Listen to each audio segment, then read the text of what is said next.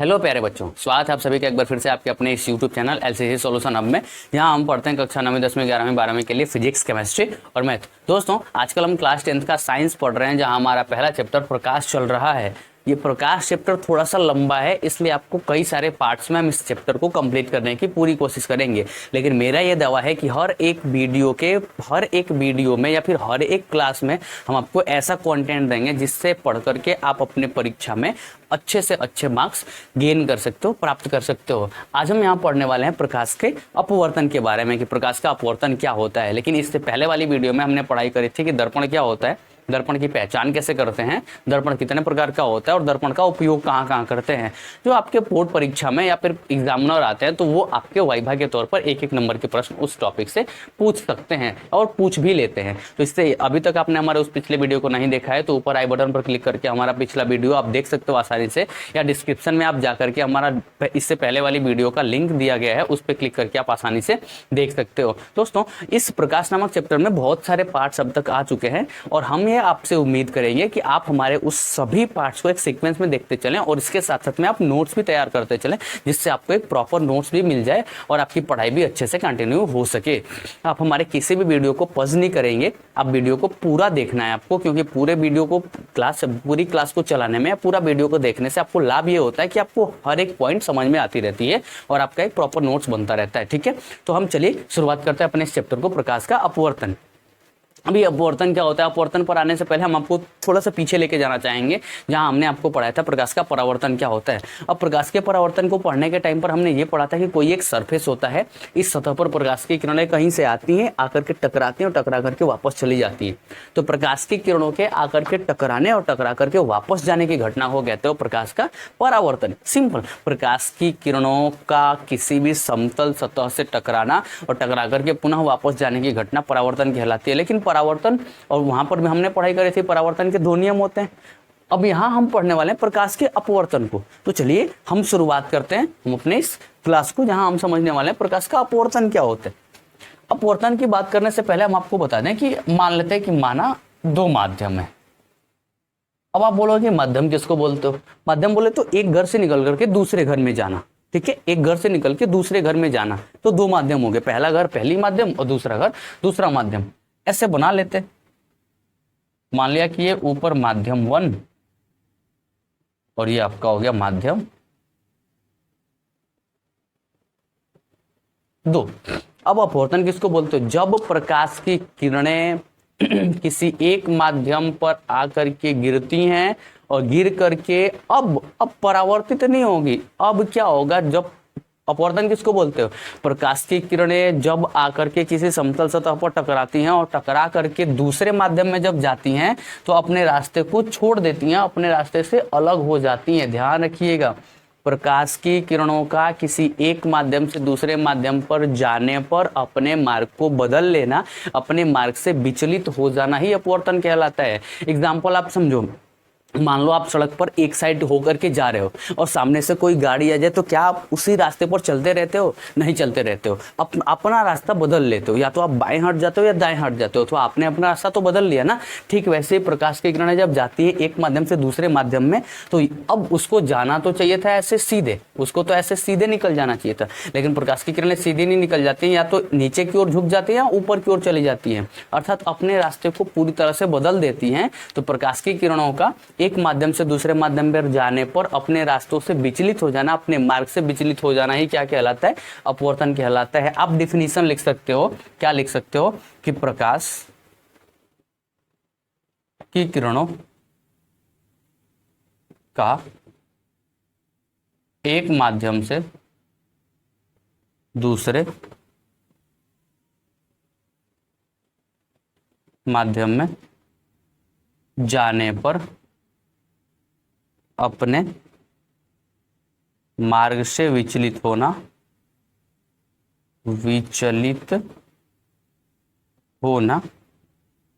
अपवर्तन कहलाता है। अब आप देखो, अपवर्तन किसको बोलोगे? प्रकाश के किरणों का एक माध्यम से दूसरे माध्यम पर जाने पर अपने मार्ग को बदल लेना, अपने मार्ग से विचलित हो जाना, बिछड़ जाना, अलग हो जाना, हट जाना ही कहलाता है क्या? अपवर्तन। अब मान लेते हैं कि अपवर्तन में दो माध्यम तो हमने ले लिया, अब साइंस में दो माध्यम चलते हैं क्या? एक लेते हैं हम सघन माध्यम और दूसरा हम सभी लोग लेते हैं क्या? विरल माध्यम। तो सघन माध्यम और विरल माध्यम आप आसानी से ले लेते हो हैं। अब इन दोनों माध्यमों को हम इस प्रकार से ड्रॉ कर लेते हैं। मान लेते हैं कि ये दोनों माध्यमों का बंटवारा है। ऊपर हम लिख लेते हैं सघन माध्यम, या आप ऐसे लिख लो ऊपर विरल माध्यम और नीचे आप लिख लो सघन माध्यम, सघन माध्यम। अब आप देखो ये विरल और सघन क्या होता है, समझो। विरल उसको बोलते हैं जहां हमें पर्याप्त स्पेस मिले, जगह मिले। जैसे मान लीजिए आप हवा में खड़े हो या फिर छत पे खड़े हो जाइए और आप अपने हाथ को ऐसे चारों तरफ फैला फैला करके देखो, पहली बात। दूसरा एग्जाम्पल, आप किसी पानी में खड़े हो जाइए और पानी में अपने हाथ को ऐसे हिला करके देखो। आप बताओ, छत पे खड़े होकर के हाथ आसानी से हिला सकते हो या पानी में खड़े होकर के अपने हाथ को चारों तरफ फैला सकते हो? तो आपको ये एहसास होगा कि अरे यार मैं तो छत पे खड़ा हूं तो मेरे हाथ आसानी से इधर उधर चले जा रहे हैं। जबकि उसकी तुलना में यदि आप पानी में हाथ इधर उधर करते हो तो उस पानी में हाथ को इधर उधर करने के लिए ज्यादा बल लगाने की आवश्यकता पड़ती है। तो ज्यादा बल लगाने की आवश्यकता पड़ती है, उस माध्यम को कहते हो सघन माध्यम। और छत पर खड़े हो और वायु में ऐसे हाथ फैला रहे हो तो वायु आपका कौन सा माध्यम कहलाता है? विरल माध्यम कहलाता है। तो दो माध्यम हमने चूज कर लिया, क्या? विरल और सघन। तो अब आप देखो हमने क्या पढ़ा था अपवर्तन में? अपवर्तन में ये पढ़ा था कि प्रकाश की किरणें जब विरल माध्यम से, ये आपका हो गया विरल माध्यम, और प्रकाश की किरणें आके यहाँ पर टकरा गई तो जैसे ही टकराएगी तो वो अपने रास्ते से भटक जाएगी।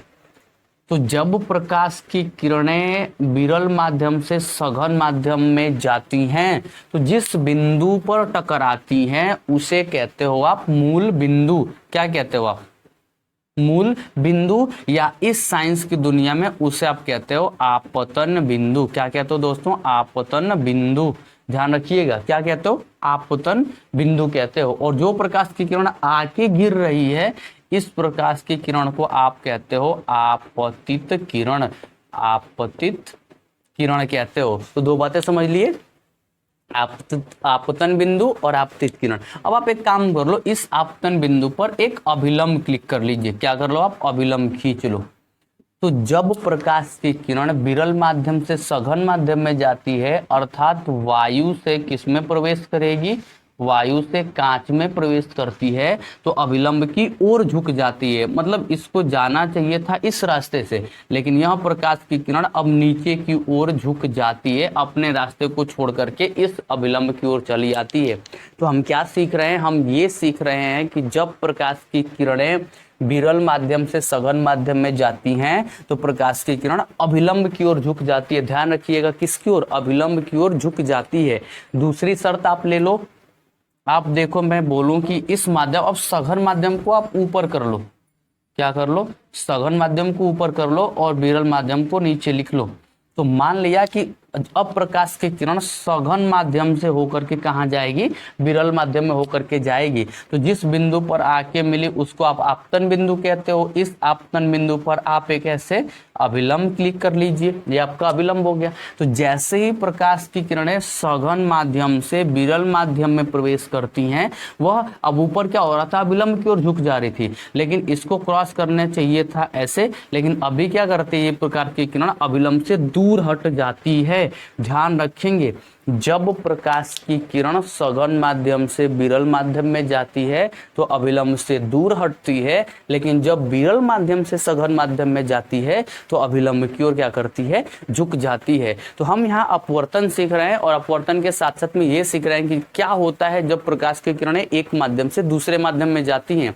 आप इसको ध्यान से समझोगे क्योंकि आने वाले न्यूमेरिकल्स में सवाल में हम प्रतिबिंब के टाइम पर इसका बखूबी से यूज करने वाले हैं। जब प्रकाश की किरण विरल माध्यम से सघन माध्यम में जाती है तो प्रकाश की किरणें अभिलंब की ओर झुक जाती हैं, जबकि जब प्रकाश की किरण सघन माध्यम से विरल माध्यम में जाती है तो अभिलंब से दूर हट जाती हैं। आप इसका स्क्रीनशॉट ले लो, फिर हम आगे की क्लास कंटिन्यू कर लेते हैं।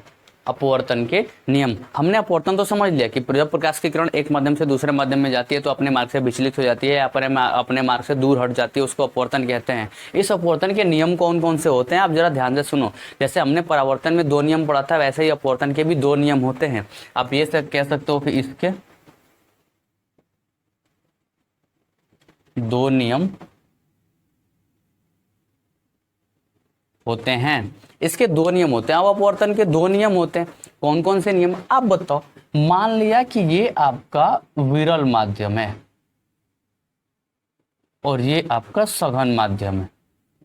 आप इसको बोलते हो अभिलंब। अभिलंब इस बिंदु को आप कहते हो आपतन बिंदु। आपतन बिंदु। अब ध्यान से यहां समझो आप, जब प्रकाश की किरण इस विरल माध्यम से इस सघन माध्यम में प्रवेश करती है तो अभिलंब की ओर झुक जाती है।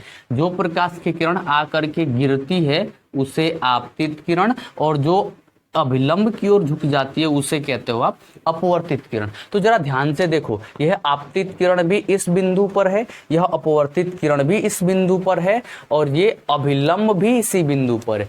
तीनों एक ही जगह पर है। आपतित किरण भी इस पर है, अपवर्तित किरण भी इसी पर है, अभिलंब भी इसी पर है। तो क्या बनता है पहला नियम? इस अपवर्तन का जो पहला नियम बनता है वो होता है आपतित किरण। आपतित किरण कमा अपवर्तित किरण तथा आपतन बिंदु पर अभिलंब तीनों एक ही तल में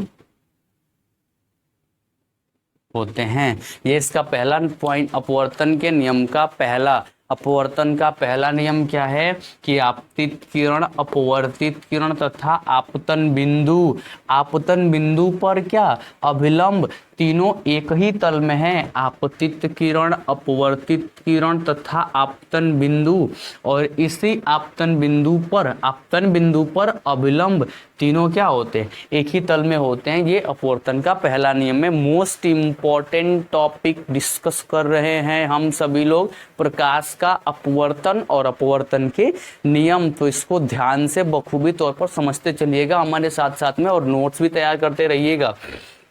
आप कमेंट करके बताओ जरा ये टॉपिक क्लियर है। आप हमें कमेंट करके नीचे बताइए ये टॉपिक क्लियर है। अपवर्तन के नियम किसको कहते हो? पहला अपवर्तन का नियम क्या है? कमेंट करके आप लिखो पूरा अपवर्तन का नियम। आप कमेंट सेक्शन में लिखिए। आपतित किरण, अपवर्तित किरण तथा आपतन बिंदु पर अभिलंब तीनों एक ही तल में होंगे, ये अपवर्तन का पहला नियम है। अब आप देखो, यह आपतित किरण और यह अभिलंब, इन दोनों के बीच में एक कोण बन रहा है। यह आपतित किरण और अभिलंब के बीच में है, इसीलिए इसको कहते हो आपतन कोण। क्या कहते हैं उसको? आपतन कोण। और ये इसको प्रदर्शित किससे करते हो? आई से। क्या बोलते हो? आई से। लेकिन इस अभिलंब और इस अपवर्तित किरण के बीच में भी एक कोण बन रहा है, इसको आप कहते हो अपवर्तन कोण। अपवर्तन कोण। और इसको आप प्रदर्शित करते हो किससे? आर से।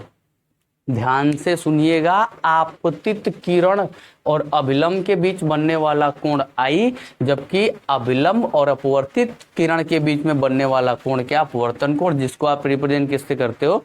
आर से रिप्रेजेंट करते हो। तो अब यहां सुनो, आप दूसरा नियम क्या होता है? अपवर्तन का दूसरा नियम कहता है कि इस आपतन कोण, लिख लो आप यहां, आपतन कोण की ज्या, हिंदी में ज्या, और इसको मैथ में कहते हो आप क्या? साइन। आपतन कोण की ज्या तथा अपवर्तन कोण की ज्या, जिसको इंग्लिश में साइन कहते हो, अपवर्तन कोण की ज्या का अनुपात नियत रहता है। ध्यान से दूसरे नियम को समझेंगे। क्या बोला गया? आपतन कोण की ज्या। आपतन बोले तो क्या? आप यहाँ पे लिख सकते हो आपतन बोले तो आई, और इसकी ज्या मतलब साइन, आप लिख सकते हो साइन आई। फिर क्या बोला, अपवर्तन कोण की ज्या, अपवर्तन कोण को किससे रिप्रेजेंट करते हो, आर से, और इसकी ज्या, इसकी भी साइन, इन दोनों का अनुपात कैसा रहता है, नियत रहता है। इन दोनों का अनुपात कैसा रहता है, नियत रहता है हमेशा। ये अपवर्तन का दूसरा नियम है। अपवर्तन का क्या दूसरा नियम है कि आपतन कोण की ज्या, आपतन कोण की ज्या साइन आई, और नीचे लिखोगे आर, ये अपवर्तन कोण की ज्या बोले तो साइन आर, साइन आई अपान में साइन आर का मान हमेशा क्या आएगा, नियत आएगा। ये दूसरा नियम है, और इस नियम को इतने ध्यान से पढ़िएगा कि इसे स्नेल का नियम कहा जाता है। स्नेल का नियम, आपसे कोई पूछे स्नेल का नियम क्या होता है तो आप तुरंत आंसर करोगे कि साइन आई बटा में साइन आर हमेशा क्या आएगा, नियत आएगा। ये कहलाता है स्नेल का नियम।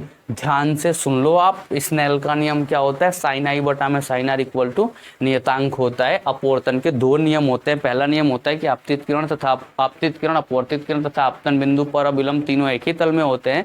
जबकि दूसरा नियम होता है आपतन कोण की ज्या सदैव अपवर्तन कोण की ज्या के अनुपात के नियत के बराबर होता है, या यूं कह सकते हैं कि साइन आई बटा में साइन आर हमेशा क्या होगा, नियतांक होगा।